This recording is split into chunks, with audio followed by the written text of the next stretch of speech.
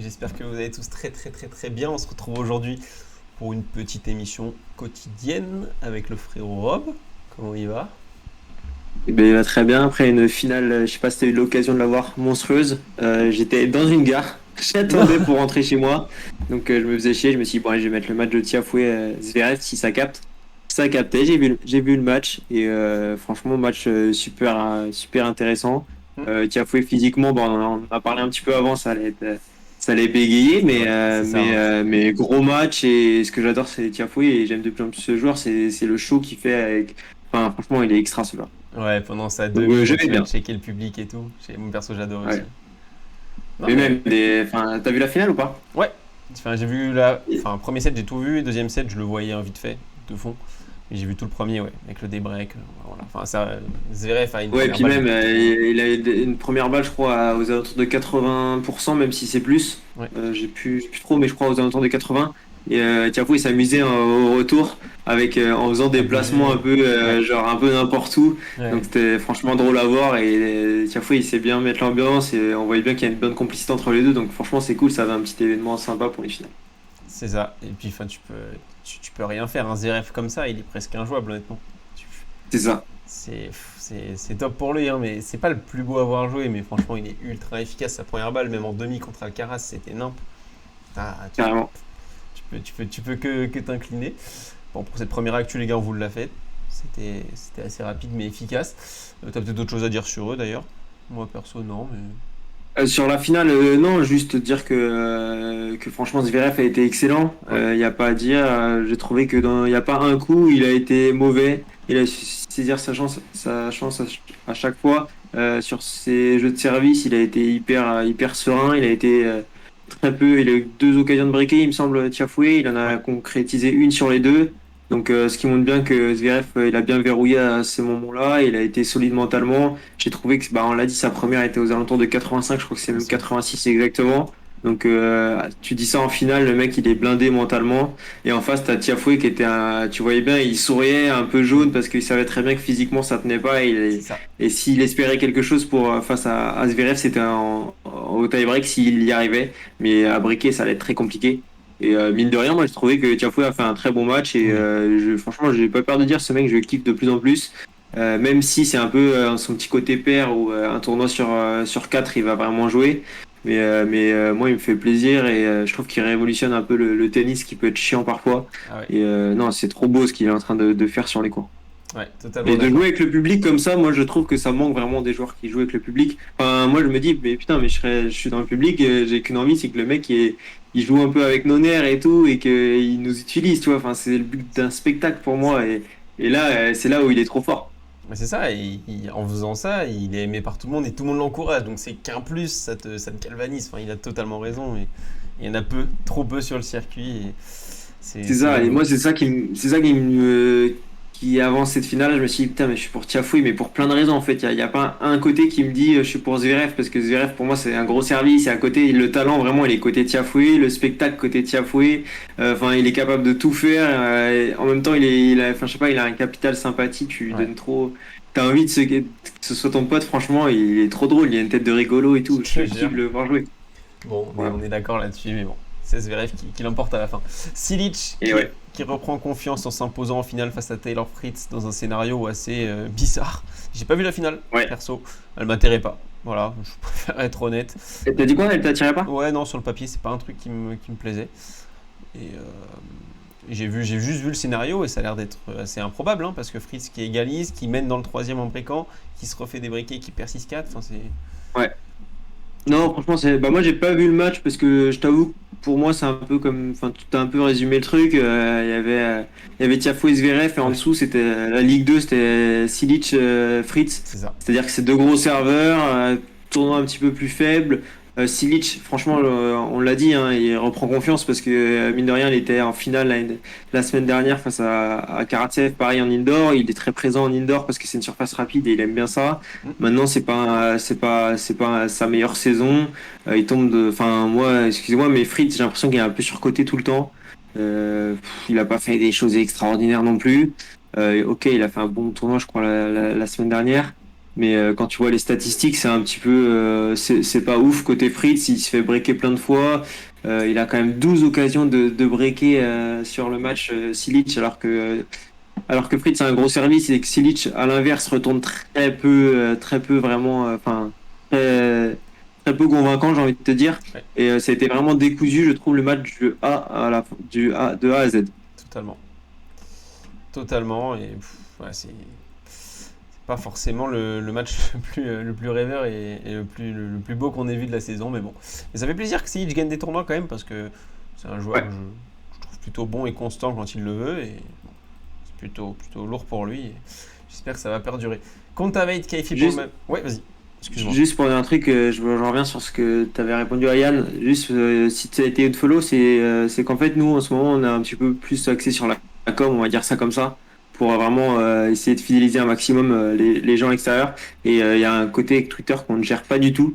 C'est qu'en fait, plus tu passes du temps sur Twitter, plus tu es considéré un peu comme le mec qui va chercher un peu les gens. Et du coup, ils aiment pas du tout ce côté-là. Donc, des fois, tu peux être unfollow. Enfin, là, je pense que ce sera la première et dernière fois pour le coup. Ouais. Et on s'en excuse et que ça n'a rien à voir avec nous parce que t'es tout le temps présent et donc c'est hyper cool.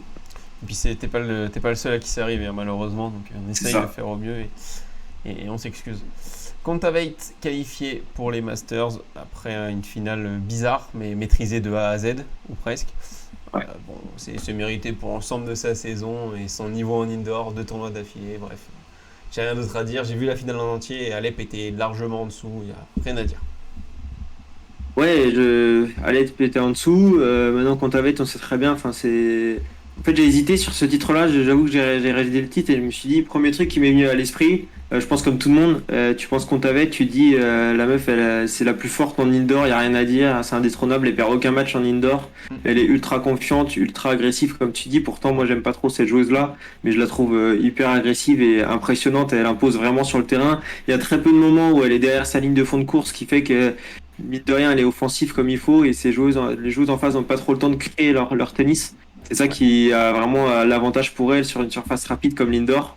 Et c'est vrai qu'on voit très bien qu'elle est à l'aise. Et je me suis dit, en fait, l'info numéro un, c'est pas du tout ça. L'info numéro un, c'est de se dire qu'en battant Alep, elle est qualifiée pour les Masters.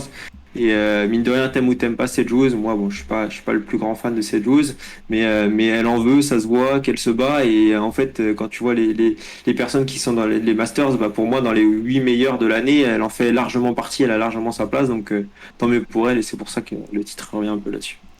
Et enfin, à mes yeux, elle a carrément les moyens de le remporter ce Masters, hein. On en reparlera plus tard quand il viendra, mais elle, elle Ouais, peut. je sais pas, C'est il en y a quand même indoor, hein, je du. crois. C'est les meilleurs, ouais, mais bon, c'est les meilleurs. Attends, je regarde vite fait qui est qualifié exactement, qui pourrait l'embêter. Bah, pour moi, il y a quand même du Sakari qui est très fort en indoor. Jabber, pour moi, ça peut être la surprise, tout l'un, tout l'autre. Ouais. Cette joueuse, si elle a envie, bah, pour moi, elle est au-dessus de Kontaveit, il n'y a rien à dire de mon côté. Il y a des joueuses comme Garbini Muguruza, je pense qu'ils vont être plus superficielles que vraiment concrets dans le tournoi. Mhm. En indoor, j'ai l'impression que c'est pas trop ça. Et ouais, elle a clairement sa chance. En tout cas, elle mérite d'être là. Bon, ça va être, euh, ça va être fou de suivre cet événement autour de ces Masters qui va être, enfin, même pour les hommes, ça va être incroyable. En tout cas, moi Ouais, je suis hypé comme un ouf. de fou. On peut passer du coup à l'analyse. Ah non, j'ai une autre actu si tu me l'autorises, c'est sur Gaston qui sort des qualifs pour le Masters 1000 de Paris. On l'a beaucoup critiqué après sa perf à Roland Garros il y a 2-3 ans. Et là, il était dans le mal. Et là, franchement, il a sorti Kevin Anderson au premier tour des qualifs. Et aujourd'hui, Musetti. Donc voilà, GG à lui, il faut savoir le dire quand il le fait. Et là, franchement, il a sorti 2 bons joueurs en qualif. Donc voilà, moi, je voulais tirer mon chapeau bas. Ouais, puis ça fait du bien de le revoir aussi un petit peu, hein. C'est Ouais, vrai que c'est un peu les montagnes russes avec ce joueur et on sait très bien il a du gros talent, il peut se battre face aux meilleurs. Maintenant, il est pas trop aidé par sa taille. ouais, Il se c'est ça. déplace bien et on voit bien qu'il est bien habile sur enfin, il sait très bien, il sait très bien attaquer et en même temps défendre avec ses amortis, tout ça. Et enfin, je trouve qu'il est très complet et ça fait plaisir de le voir dans le tableau principal. Déjà, pour moi, il méritait peut-être sa wildcard, mais il l'a peut-être pas réclamé, mais Ouais, trop bien pour lui, parce qu'il va arriver en pleine confiance après les qualifs. c'est ça, totalement. Et bien, on peut passer aux analyses de demain avec Yes. des petits matchs qui s'affichent. Ce ne sont pas les bons, les gars. Vous connaissez, hein, c'est la spéciale Alex. Je vous mets ça Ah oui. de suite. Voilà, c'est des matchs qui pas vraiment les mêmes quoi. Donc voilà, on vous met ça. Avec, dans le premier match, Fucsovic qui affrontera Fonini, l'Italien, 1,54 pour le Hongrois, 2,44 pour l'Italien. Ça joue demain matin à 11h. C'est le premier match de ce Masters 1000. Moi, je vais sur Fucsovic en indoor. C'est largement au-dessus de Fonini sur le papier. Je crois que Fonini, c'est à 42% de victoire en indoor. Fuxo, c'est 60%. Il a joué beaucoup plus de fois cette année, plus de victoires en indoor. Enfin, tout va vers lui. Après, Fonini, dans les grands tournois, il est toujours chiant à jouer. Donc, je vais pas bête dessus. Mais si je devais me pencher, je dirais Fuxo. Ok, est-ce que toi tu vois ce match-là demain ou pas? Tu Ouais. vas dès 11h? Ouais. Ok. Euh, je regarde en même temps les confrontations directes, avantage Fonini largement. Donc Ouais. attention. Mais Je trouve que Fonini en. Vas-y, ils se sont vas-y. joués, ils sont joués une fois en indoor et Fucsovic a gagné, il me semble, à Vienne. Juste dans les confrontations Ouais, directes. 2 Ouais, 7 à 1. c'est ça. Et les cotes, elles étaient mis comment? C'était ok, l'inverse total, Ok. exactement. Ouais, donc confrontation directe 5 pour Fonini, 1 pour Fucsovic. Pour moi, je vois plus Fucsovic, j'avoue. Maintenant, ça va être un gros duel et s'il fallait franchement mettre quelque chose, moi je partirais plus sur le set de Fonini qui est plus intéressant pour moi que Fuxo en sec. Ou alors Fonini perd un set, mais machin. Voilà, j'irais presque même plus sur Fonini que sur Fucsovic, j'y pense. Je sais pas trop comment me positionner là-dessus. Je trouve que son deuxième set face à Schwarzman à Vienne n'a pas été nul pour un retour. À Paris, j'ai l'impression qu'il aime bien jouer à Paris. Là, c'est un Masters 1000, donc la motivation est un peu au-dessus. Et Fucsovic, je le trouve largement en dessous de ce est capable de nous proposer. Donc, c'est un match plutôt accroché pour moi. J'irai pas bête là-dessus, mais j'irai plus sur le set de Fonini. Ok. Bah, tu m'as limite convaincu. Non, non, mais ouais, je pense que c'est un match à regarder de toute façon. Ça va être compliqué de bet en pré-match. Karatsev, le russe, contre Korda, la jeune pépite américaine. Je comprends pas trop. Enfin, je trouve Karatsev assez haut par rapport à la forme des deux. Donc, moi, j'irais sur Karatsev qui a gagné un tournoi en indoor à Moscou, qui est solide en ce moment. Korda qui revient, qui est en demi-teinte. Allez, moi, j'irais sur Karatsev à 1,55. Mais voilà. Je te suis complètement. Korda, pour moi, il n'a pas fait un bon match face à VDZ au tournoi de cette semaine Ouais. à Saint-Pétersbourg. Je trouve que Karatsev était très bon. Bon, Karatsev était très bon à Moscou, mais à Saint-Pétersbourg, ça a été vraiment lamentable. Oui. Ouais, aussi. Donc c'est dur de savoir. Il a perdu contre Millman quand même en 2-7 très, très sévère, même si Millman, bon, c'est sympa sur indoor et ça peut être chiant à jouer. Ça peut être un match accroché, mais j'irais plus comme toi sur Karatsev. Fuxo semble fatigué, nous dit Yann. C'est possible aussi. Ça peut être un Ouais. facteur intéressant. Après, ouais, non, ça peut être. Franchement, je pense que c'est le match à regarder en live. Hein, et voir, voir déjà comment joue Fonini et tout. Et peut-être partir sur un exploit de l'Italien en live. Donc Karatsev, faut être tous les deux d'accord. Ça, c'est OK. Manarino contre Basilashvili, le français qui revient plus ou moins bien. En tout cas, ça peut pas être pire que son début de saison. À 2,60 contre Basilashvili qui est en pleine forme, qui lui va être coté à 1,50. J'ai du mal à parier pour Basile quand il est favori, mais je pense qu'il a les armes pour faire plier Manarino. C'est un joueur qui le fait chier. Je touche pas, mais à voir.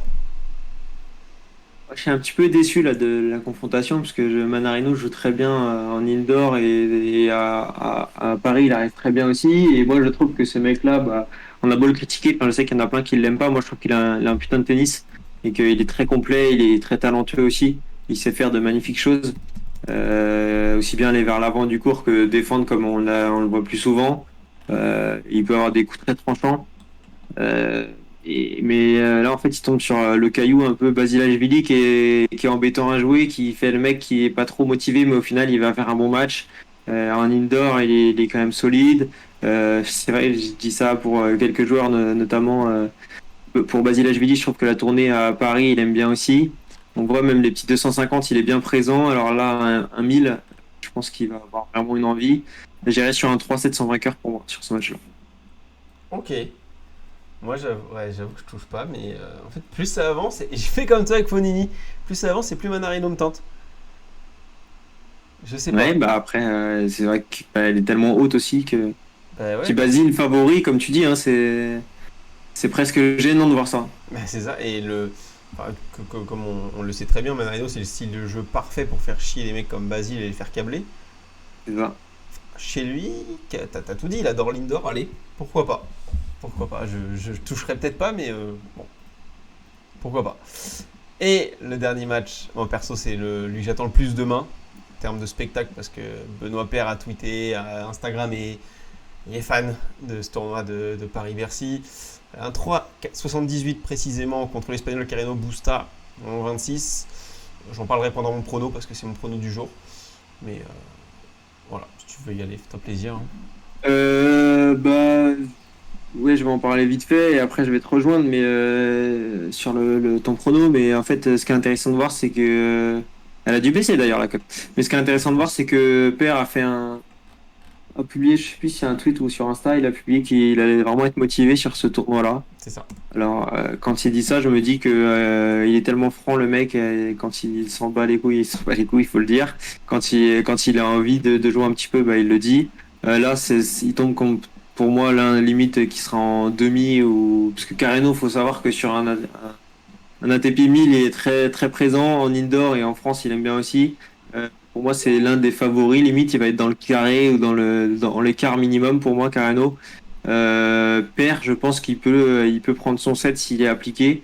Maintenant, je le vois pas du tout gagner, mais je le vois prendre son petit set, donc je pense que je vais t'accompagner un petit peu sur ton petit pronostic que tu vas nous dire tout à l'heure. Et ben il apparaît maintenant. Mon prono, je vais commencer du coup pour être dans la continuité de ton analyse. Père contre Carreno, du coup je vois un set pour Père. Yann, voilà, ce que tu as dit, c'est le public. Benoît, on sait qu'il adore ça. À Roland Garros, je ne sais pas si vous vous rappelez son match contre Casper Ruud. Il fait quand même trembler Ruud qui était en pleine forme parce qu'il y avait un public de malades et c'était en extérieur, donc encore moins d'ambiance je pense que dans cette folie d'indoor en night session. Enfin, il a tout pour lui en France. Il va être surmotivé. En confrontation directe, il est au-dessus de Carreno. Je crois que ça fait 8-5 pour le Ouais. français. Il y a plein de trucs qui me font aller vers Père. J'ai joué safe avec le 7 parce que je pense vraiment qu'il va prendre le 7 devant son public. Je ne vois pas autrement. Après, la victoire, je suis un petit peu plus réticent comme toi. Maintenant, je trouve qu'elle est à 3,80, elle a dû baisser comme tu as dit, mais 3,75 peut-être. Honnêtement, je trouve que là, s'il y a un fun à jouer demain, c'est celui-là. Et ben, je trouve ça très intéressant. Juste, je viens de voir que mon visuel et je viens de voir mon pronostic. Je me suis dit, mais qu'est-ce qui s'est passé? C'est que j'ai pas du tout changé ce que je voulais mettre. Ok. Voilà. Je sais pas si tu l'as sous les yeux, mais c'est pas du tout ça. Moi, je partirais je regarde en même temps. Je suis désolé, j'avoue que Oui, non, j'ai mais même pas eu le temps t'inquiète. de me Sinon, il y a les points de fixer coco en attendant là-dessus. si tu veux. Je peux faire Vas-y, sinon on de peut coco. dire si tu le dis, hein, en même temps Ouais. je regarde. Alors, le promo de coco, Vas-y. les gars, tenez-vous prêts. Attention. Attention, c'est pas. C'est du coco, hein. C'est le dernier du classement. On mise avec modération. C'est du McDonald's. McDo, donc on n'en a pas parlé de ce match. Il joue contre Dusan Lajovic. McDonald's qui est un peu moins en forme que d'habitude. Elle est à 1,40 contre Lajovic. Combiné à la victoire de Karatsev. Nous deux on était d'accord sur Karatsev. Moi sur McDo, je suis pas aussi serein. Lajovic, c'est compliqué à parier pour ou contre. Donc Karatsev, je suis d'accord. Lajovic, McDonald's un peu moins. Donc je vous mets le prono de Coco, les gars, dans le chat, parce que le pauvre, il n'est pas dans le visuel. Karatsev plus McDonald's à 2,14. C'est important parce que pour le petit sondage, les amis, vous allez pouvoir voter pour lui aussi. Pas mal Harris la cote, ouais. Elle était pas mal et elle est passée. Mais malheureusement, c'est C'est du bon, passé. j'ai le mien. C'est bon, t'as le tien. Fais-nous rêver. C'est bon. Tu m'as un petit peu me donné la puce à l'oreille. Je vais mettre Lajovic gagne minimum 1-7. Elle est à 1,60. Contre le Coco, ouais, Donc je crois. Lajovic gagne 1-7 face à minimum 1-7. Donc peut-être il perd mais il gagne son 7 à 1,60 combiné à Nori, ça fait un 1,80 exactement. Et on a un 80. À Nori, elle a un 10 face à Delbonis. Voilà. Pour mon petit pronostic, ce sera Lajovic, Nori. Ok, je le mets Lajovic 1-7, pardon, et Nori. dans le chat. Donc c'est bien parce que tu vas presque à l'inverse de Coco. Donc là, c'est soit tu te détaches, enfin on se détache potentiellement, soit Coco revient sur toi. Opelka, il est déjà en vacances. Non, c'était un ancien prono qu'on n'a pas changé, hein. Il n'y a pas de Opelka Harris malheureusement demain. Euh, Petit sondage qui va apparaître, les gars. Vous allez pouvoir voter. Tranquillou bilou. Euh, Ça fait du 1,80, 1,80, 2,14. Donc Coco a pris plus de risques. On peut lui louer ça. Ça va être un petit peu son avantage. Mais je pense que nos pronos sont pas mal. Alors en fait, ils peuvent tous passer, hein. Ouais. Et même le Lajovic McDo, en fait, je vois un 3-7. Il a mis McDo plus qui? Non, que McDo. Karatsev. Non, McDo plus. Ah Karatsev. ouais, c'est compliqué, Coco. Ah, Karatsev, je suis d'accord. Mais ouais, McDo. Pourquoi pas? Pourquoi après, c'est Lajovic, hein? C'est compliqué le Lajovic, hein? McDo Conti contre Lajovic.